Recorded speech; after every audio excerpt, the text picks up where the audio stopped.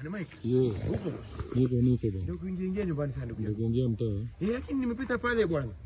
Jamaa wa Nduthi wanaua Marshall bwana. Tena. Wanampiga vita mbaya sana bwana. Huyu Marshall mmoja huyu. Marshall bwana. Marshall kumbe alienda kachukua pesa za watu wa pikipiki. Unajua watu wa pikipiki siku hizi wamechanuka sana. Wanakuja wanakaa pamoja wanaweka pesa, wanajengea mtu mmoja nyumba. Wanaweka tena mwingine hivyo wanajengea mwingine nyumba. Kama tuseme hii wiki wakwenda kujengea jamaa mwingine anaitwa Frank. Imefika time ya Frank, kumbe Marshall alienda kanunua mabati kwa mtandao zile za reject. Na nimekuwa nikiwaambia, Bomo Mabati hawauzi reject. Bomo Mabati hawauzi reject. Sasa hivi tunaongea hivi sasa hii. Huyo jamaa anapigwa hapo kichapo kingine. Kichapo cha umbwa. Hata si ya umbwa hiyo.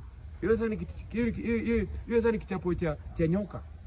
Juu anapigwa akiulizwa pesa ziko wapi. Unajua ni pesa ngapi? Nikwambia sema in Mike utafeint. Pesa ngapi? Hebu niambie watu wa pikipiki wako kama 100.